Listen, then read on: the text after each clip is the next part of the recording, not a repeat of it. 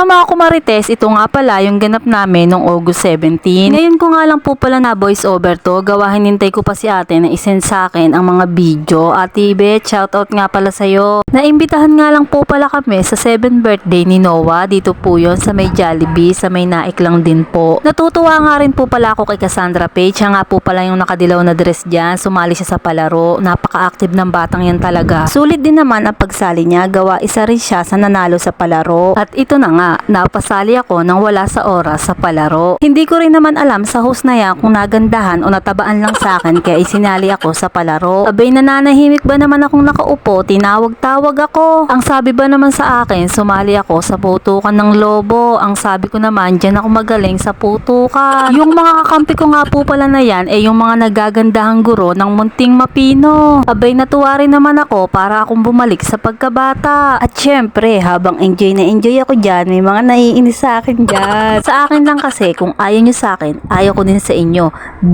Ano kayo? Gold?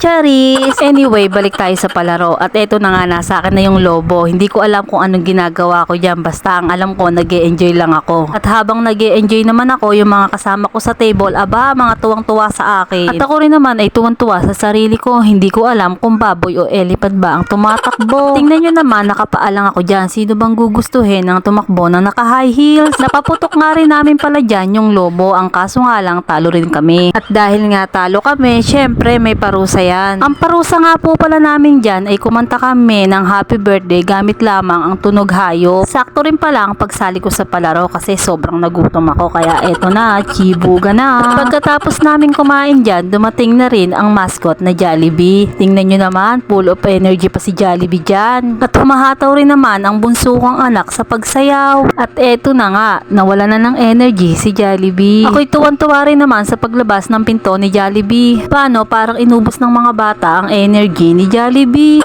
Super enjoy at nabusog rin kami ng aking mga kasama. Maraming salamat nga po pala sa nag-invite sa amin. Yun lamang po. Thank you for watching.